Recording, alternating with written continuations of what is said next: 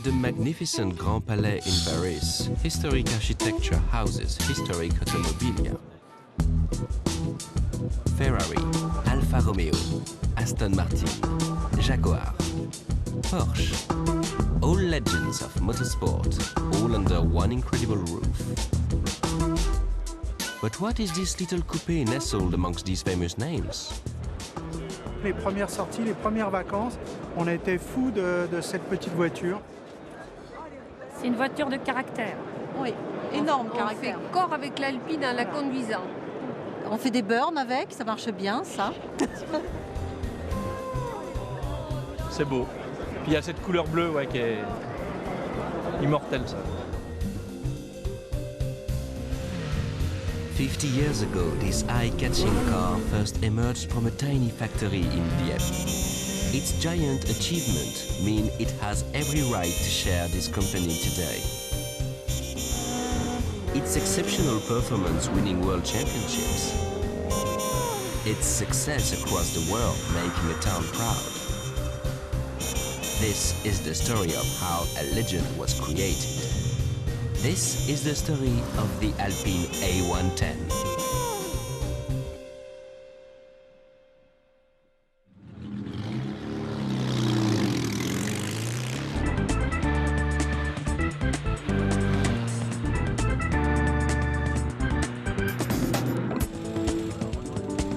It's day one of 2012's edition of the legendary Tour Auto.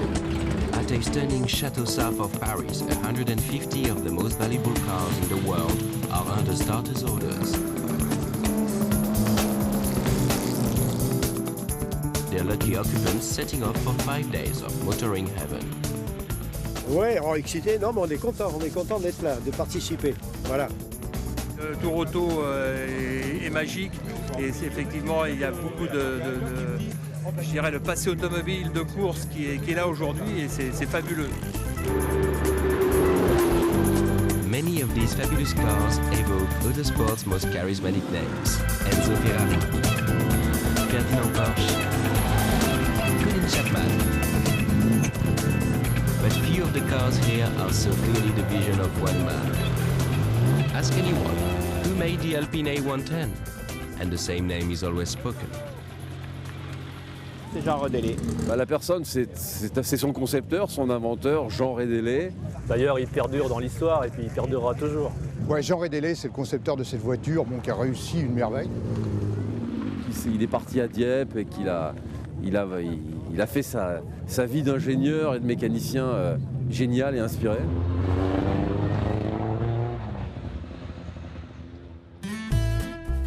In 1950, Jean Redélé was the youngest Renault dealer in France. Having rebuilt his father's Dieppe concession after the war, Jean was able to pursue his passion, rallying. Alors Jean Redélé, c'était un pilote, d'abord, il courait toujours en costume cravate, toujours impeccable. Et c'était l'expression même d'une gentleman driver. Jean Redélé, dans les années 50, lorsqu'il commence à courir avec une petite 4 chevaux modifiée et qu'il gagne cette Coupe des Alpes, il dépasse des voitures qui ont des moteurs de 8 cylindres et de 4 ou 5 litres de cylindrée alors qu'il a un 700 cm3, mais parce que dans les Alpes, avec sa petite motte de beurre, il attaque tout le temps et il a une toute petite voiture. Donc les grosses voitures d'avant-guerre avec des grands volants, des grands capots, etc., étaient complètement mises dans le vent. C'est une ample moisson que devaient faire les champions Ponce et Redélé, plus de 15 fois vainqueurs, notamment dans le rallye Liège-Rome-Liège et aux 1000 milles italiens. Il s'est aperçu au volant de ses 4 chevaux qu'il était devant les autres. Donc c'est ce qui lui a permis d'avoir l'idée de construire une voiture qui était comme la 4 chevaux, c'est-à-dire une voiture maniable, de cylindrée petite, mais qui était très très rapide de par sa maniabilité. So taking the tough Renault engine and gearbox from his trusty but heavy 4 chevaux rally car, Redélé created his very first prototype Alpine, the A106. Jean's son, Jean-Charles, now proudly keeps the car among this collection of his father's creations. Le fonctionnement était très simple. Jean Rédélé achetait les organes mécaniques à Renault, à savoir la plateforme de 4 chevaux et le groupe motopropulseur qui était la mécanique, enfin le moteur et la boîte de vitesse. Et lui, il mettait sa carrosserie Alpine sur les organes Renault. Ces voitures ne lui convenaient pas trop, c'était des voitures en aluminium et la forme lui convenait pas. C'était un homme qui avait beaucoup de goût. Il a rencontré les frères Chappe et Guessalin qui, eux, construisaient des voitures en polyester. C'était nouveau, hein, ça venait des USA, et donc c'était pas très très connu. Et donc de cette rencontre est née la première Alpine A106. Jean Rédélé was so pleased with the A106 that he presented a selection in the tricolor to Renault boss Pierre Dreyfus, who was suitably impressed. Over 200 A106s will be built, both as a coupe and a sleek convertible. Always a star attraction at the Paris Motor Show in the late 50s. Soon afterwards, its successor, the A108, arrived, and Jean Rédélé's new company was up and running. Over 50 years later, A108s in just that same showroom condition can still be found at this garage deep in Normandy countryside. Donc nous avons ici une A108 2+2, véhicule qui était équipé d'un moteur de Dauphine, hein. Donc avoir un moteur qui soit très fiable et qui arrive quand même à délivrer une puissance pour l'époque tout à fait satisfaisante. 40 chevaux à l'époque, c'était déjà très bien. Mais dans l'ensemble, on est vraiment sur de la mécanique base Renault, hein. C'est vraiment la mécanique standard. Très bien. Oui, il faudrait qu'on fasse le devis pour l'A110, on n'a pas fait. With the help of his mum, Aurélien has made this garage the place to come for the Alpine owner who wants his car cared for.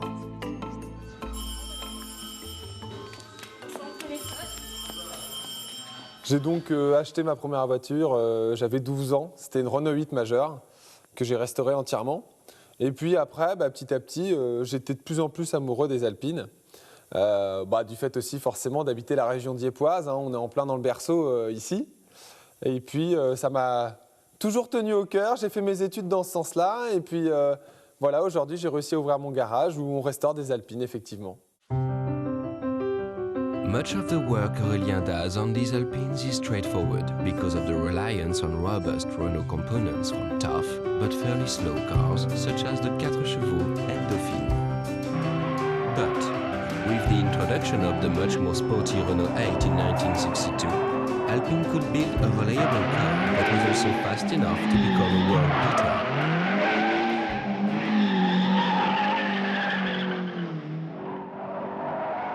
Mon père a décidé de créer l'Alpine A110. C'était pour lui la synthèse de ce qu'il trouvait joli dans ses premières expériences automobiles entre l'A106 et l'A108.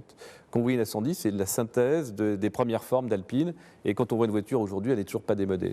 Une auto qui avait une petite cylindrée, qui était très légère, qui était faite avec des moyens finalement limités, avec une intelligence exacerbée dans ce qu'on appelle le carry-over. C'est on récupère des éléments existants de la série, un moteur issu de la gamme Renault, la R8 en 13 gamme Renault, et puis on va racheter cette carrosserie en polyester très très belle et très légère. Those looks that seduced the public back in the early 60s are still turning heads today, as the Toronto rolls into town for a time check. Jean Rédélé knew his cars needed to look good to sell, but his passion to go racing hadn't changed. He turned to engine tuning wizard Amédée Gordini to give his new lightweight chassis the power it needed to perform. Sur ce moteur, on peut voir qu'il est équipé donc, de 2 carburateurs Weber en 40 DCOE, qui est équipé aussi des Renault 8 Gordini, un collecteur type 4 en 1, et donc la fameuse culasse hémisphérique avec les bougies donc, en milieu de cylindre, qui est donc la découverte d'Amédée Gordini. C'est vraiment de la pièce telle qu'étaient montés les véhicules de série chez Renault, que ce soit une Renault 8, une 4L ou autre, c'est la même chose.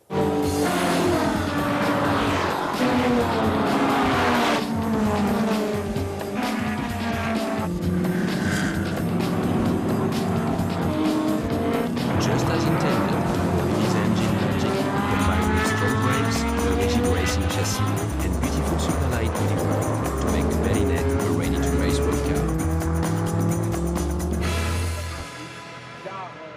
drivers of those A110s taking part in the Tour Auto are making the most of that Alpine alchemy as they reach one of the race circuits where they'll take on much more powerful cars head-to-head.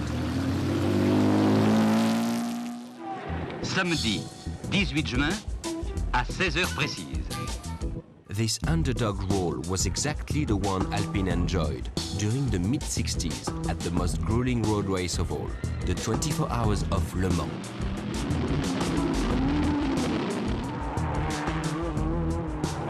In 1966, Redele and Gordini stalked the pit lane as the Alpine team experienced a frantic day and night, having entered 5 of their specially built prototype race cars. A pensé engager des prototypes aux 24 heures du Mans. Pourquoi? Parce que c'était la course mythique et pour un constructeur de voitures de sport, bien évidemment qu'il fallait être présent aux 24 heures du Mans. Top, 0 minute, 0 seconde. Le ravitaillement commence. With his company now competing at the peak of endurance racing, no detail or technicality was too trivial for Jean Redele's complete attention. La température, on peut... 65 à l'eau, 85 à l'huile, Lorsque les 24 heures commencent, c'est pour moi quand même le jour le plus long de l'année. À travers moi et à travers mes hommes, on représente pour Renault une image sportive qu'il faut défendre. C'est l'épreuve de vérité, si vous voulez, à 100% sur le plan technique, avec tout ce que ça représente de passionnant et de difficile par moment. Une excellente année pour Alpine, puisque après 24 heures de course, les Alpines remportent la première, deuxième et troisième place à l'indice énergétique, ce qui était fabuleux pour une petite entreprise.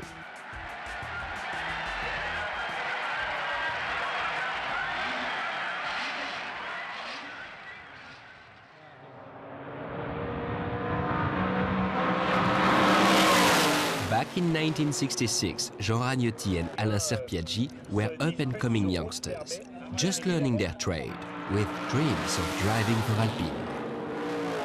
Now legends in their own right, the opportunity to race a Berlinette against today's tough opposition is a boyhood fantasy fulfilled. La première fois que j'ai vu la berlinette, ça a vraiment été un coup de cœur sur le plan style déjà. La voiture se démarquait de tout ce qu'il y avait à l'époque dans le monde de l'automobile.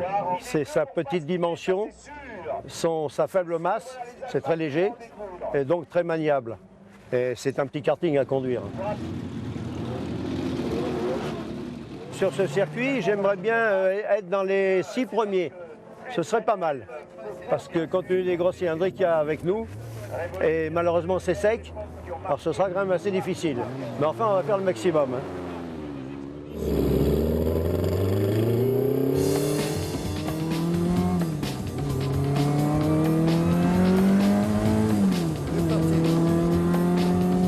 True to his word, in qualifying, Serpiaggi drives his 1.8-liter car as hard as it does and achieves 3rd place on the rolling grid for the start of the race proper.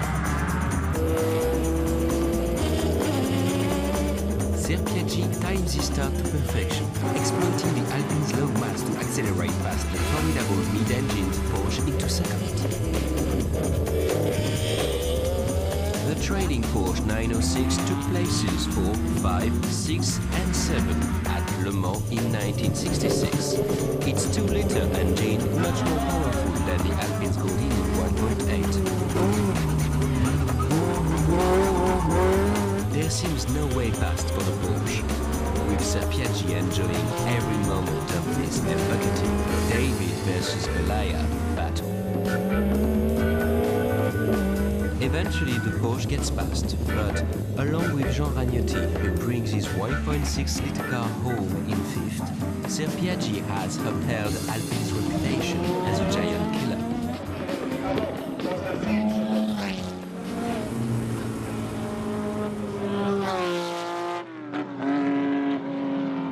Bravo! Vive la berlinette! While racing was clearly the great passion at Alpine, it was a huge expense for such a small car maker. By the late 60s, selling the popular Berlinette in greater numbers was the only way to keep the company afloat, but this would require a big step up from what had been until then a very modest output.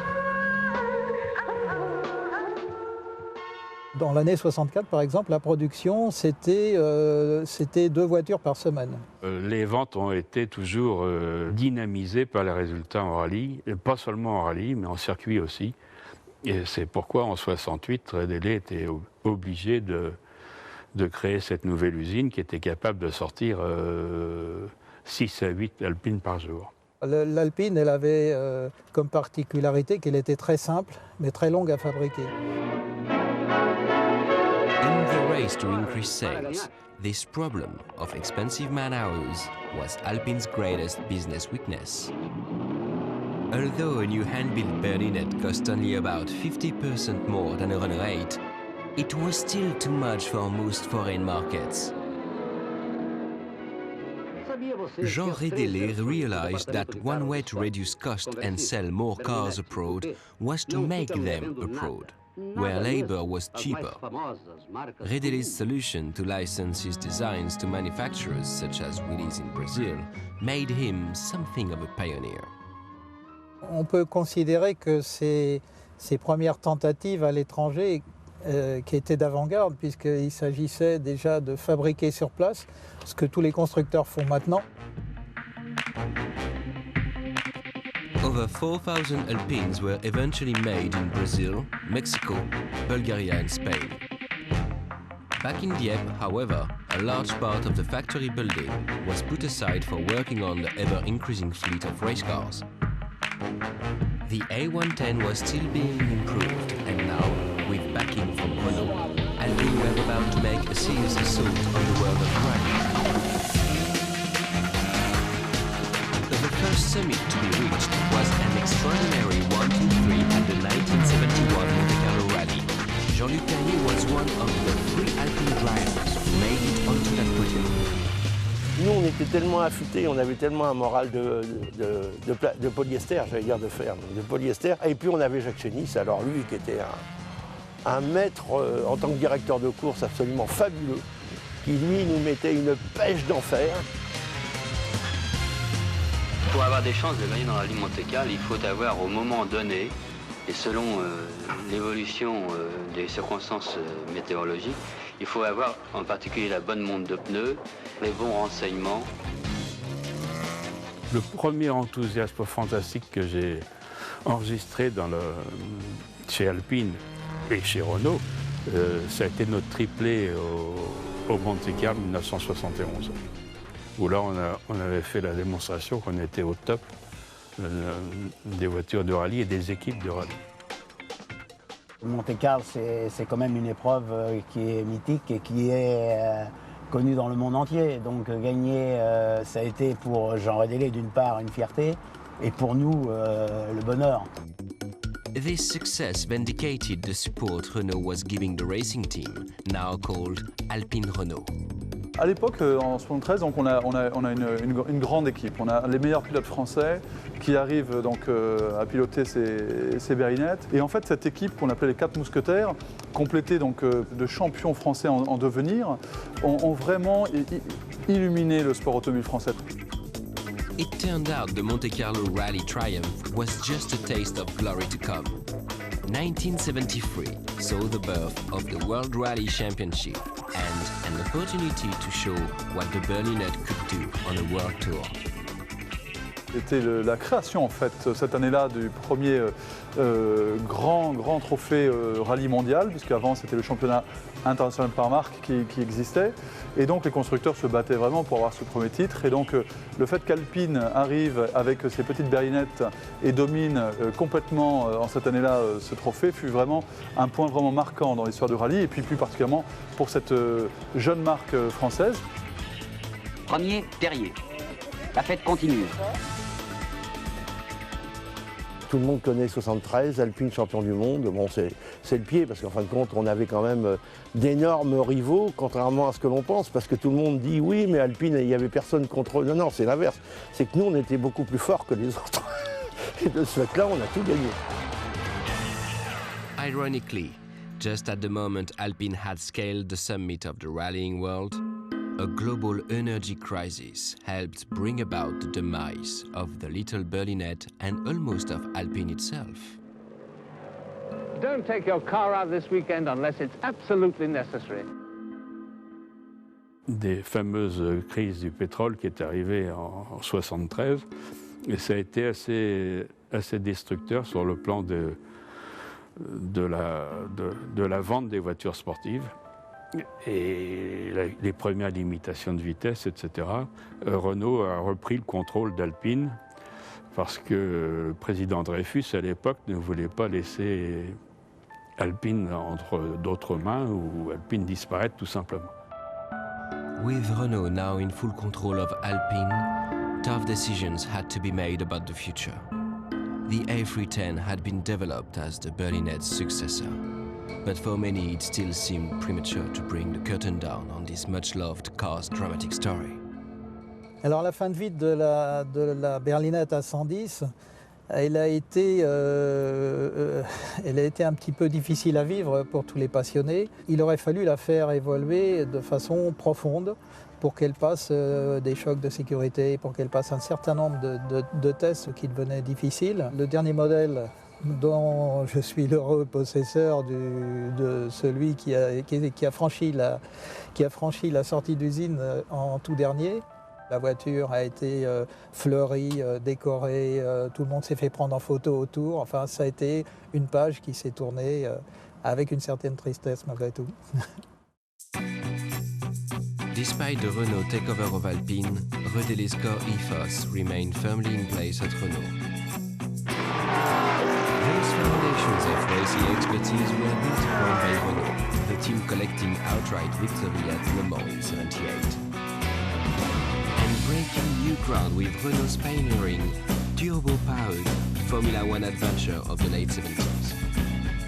Meanwhile, the A-Series sports cars continued to be improved, but Renault also used the unique skills at Dieppe to develop performance versions of its mainstream products, such as the Model 5. The ultimate version being the 5 Turbo, every bit the driver's car of which Redélé would have approved.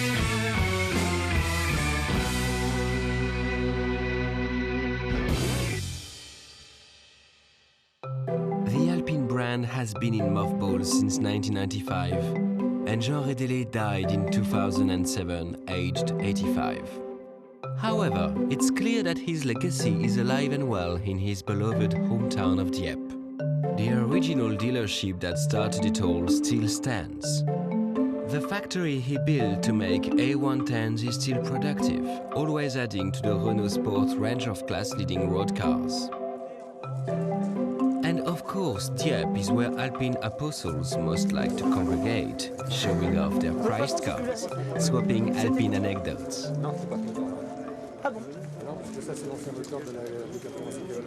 C'est un club actif. On parle tous la même langue. Hein, donc quand on parle, c'est toujours Alpine, Renault, la mécanique et tout Alpine confondu. On est un club de 70 membres, 90 véhicules. Bon, on est aussi situé à la Mecque alpine. Hein. On fréquente les anciens d'Alpine régulièrement afin d'avoir leurs anecdotes et des tuyaux. While it's good to chat, Alpine enthusiasts naturally enough are focused behind the wheel, especially on a closed road where they can have some fun. Whether it's a 1959 A106 or a 1999 Renault Sport Spider, these cars all have that unique mix of tunes. Dieppe, Redélé, Alpine and Renault. Rouler en Alpine, c'est le bonheur. C'est un vrai bonheur. C'est avoir des sensations, c'est super.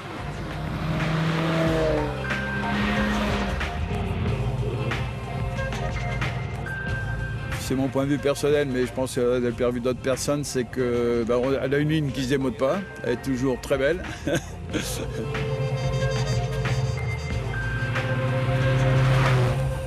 Alpine and Renault is not just about the past. It's an immortal alchemy that is still embraced today at Renault Sport. Lorsqu'on fait un speeder chez Renault Sport, on est dans l'esprit Alpine. On va faire une carrosserie fantastique en polyester qu'on va remettre sur des éléments mécaniques Renault. Renault Sport aujourd'hui, c'est un peu d'Alpine, un peu de Gordini, un peu de Renault. Et bien c'est ce qu'on trouve aujourd'hui dans ce qui nous anime. Donc on est quelquefois Renault, quelquefois Renault Sport, quelquefois Gordini, quelquefois Alpine. Mais c'est ce mélange que l'on retrouve encore aujourd'hui dans nos produits. Jean Rédélé named his company after the roads on which he excelled as a rally driver.